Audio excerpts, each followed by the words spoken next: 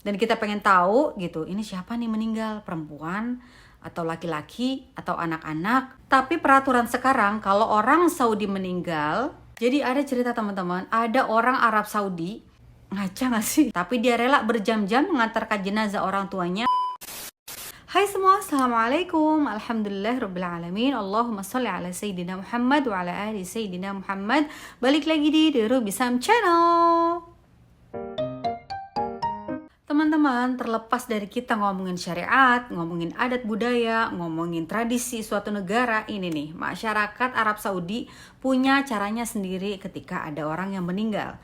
Jadi masih berkaitan dengan video atau konten sebelumnya, kalau saya bilang masyarakat Arab Saudi kalau ada yang meninggal itu jenazahnya nggak disemayamkan di rumah. Nah itu banyak banget yang pro kontra. Terlebih yang kontra nih, dibilang orang Saudi ngurus jenazah kayak ngurus binatang, orang Saudi nggak punya perasaan, terus bilang alhamdulillah ya kita hidup di Indonesia, negara yang agama Islamnya sempurna.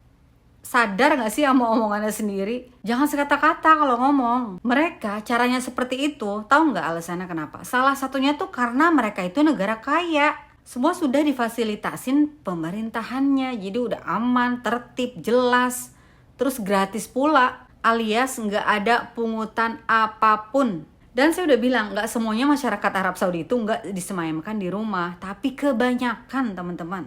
Ada yang disemayamkan di rumah, dan itu semua tergantung dari pihak keluarga. Jadi dalam arti bukan disemayamkan lama di rumah, bukan teman-teman.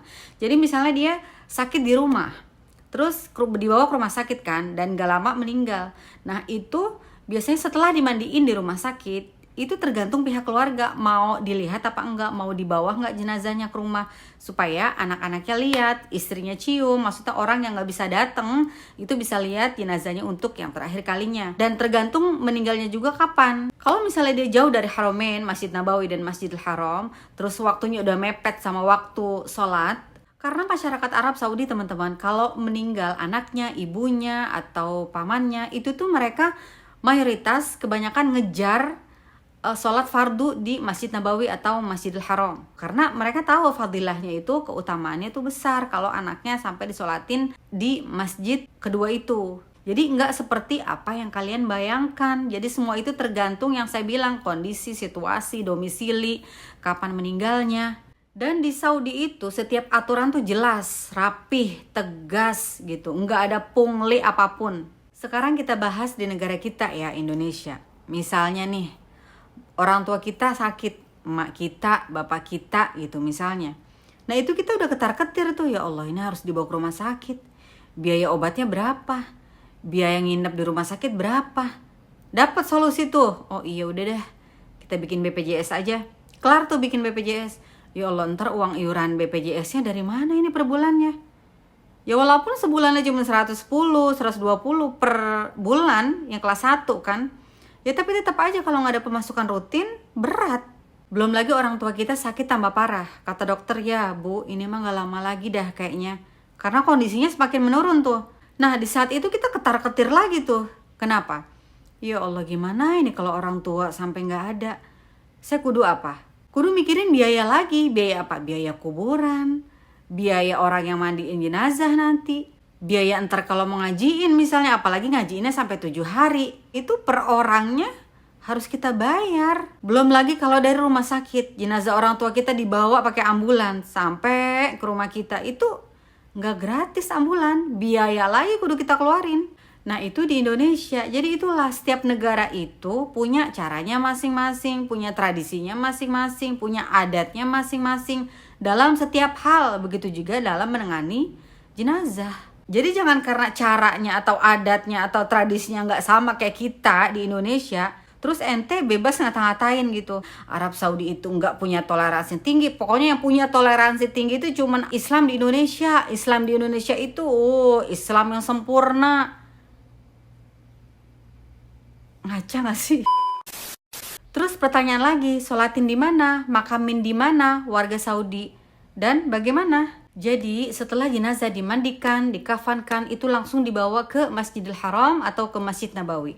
Atau ke masjid terdekat kalau dia rumahnya jauh dari kota Mekah atau kota Madinah. Tapi masyarakat Saudi pun amat sangat berharap teman-teman, kalau mereka meninggal, mereka bisa disolatkan di Masjidil Haram atau Masjid Nabawi dan dimakamkan di Baqi. Tapi peraturan sekarang, kalau orang Saudi meninggal, harus dimakamkan di kota tempat dia meninggal. Tapi kalau ada wasthah atau orang dalam yang bisa urus jenazah, bisa diantarkan ke tempat yang keluarga inginkan, itu bisa. Seperti kemarin kakaknya Umi mertua itu meninggal di Riyadh dan pengen diterbangkan ke Madinah. Sebenarnya nggak bisa, harus dimakamkan, disolatkan di Riyadh juga.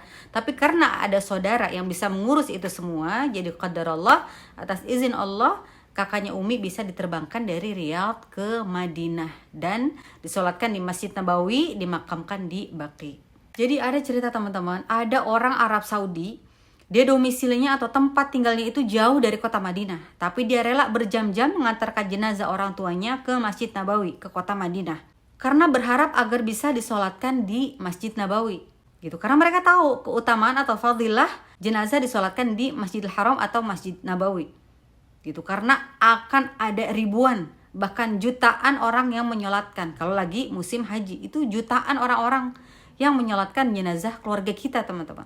Jadi teman-teman, setiap sholat fardu itu di Masjidil Haram atau Masjid Nabawi, muadzin itu menyerukan untuk kita sholat jenazah. Ini info buat teman-teman yang belum pernah umrah atau haji ya. Jadi kalau bisa teman-teman ikutin tuh sholat jenazah, bangun lagi setelah kita sholat fardu, karena banyak banget keutamaannya. Jadi muadzin akan mengatakan as-salatu 'alal amwat yarhakumullah, yang artinya dirikanlah sholat jenazah untuk para mayit, semoga Allah merahmati kalian. Dan setiap panggilan muadzin itu berbeda-beda teman-teman. Jadi kalau misalnya kita lagi umrah dan kita pengen tahu gitu, ini siapa nih meninggal, perempuan atau laki-laki atau anak-anak atau banyak, nah itu beda-beda. Jadi kalau muadzin mengatakan atau menyerukan as-salatu 'alal mayyitati, nah berarti yang akan kita sholatkan jenazah perempuan. Tapi kalau muadzin bilang as-salatu 'alal mayyiti, berarti yang akan kita sholatkan jenazah laki-laki. Dan kalau muadzin menyerukan as-salatu 'alat tifli, berarti yang akan kita sholatkan jenazah anak-anak. Dan kalau tadi as-salatu 'alal amwati, berarti kita akan sholatkan para mayit.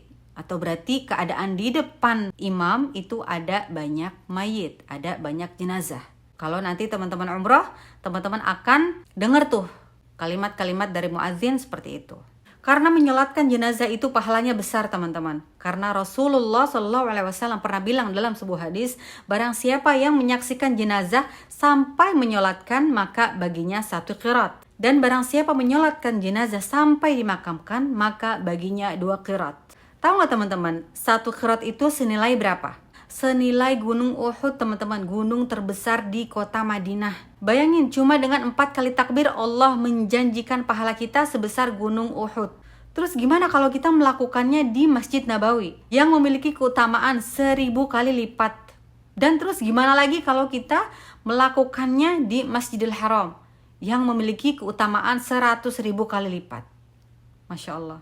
Jadi aneh gitu, ada yang ngedoain saya, oh Mama Ruby semoga meninggal di Indonesia ya gitu, jangan di Arab Saudi. Saya bilang aduh kok aneh gitu, karena meninggal di tanah suci itu suatu kemuliaan teman-teman.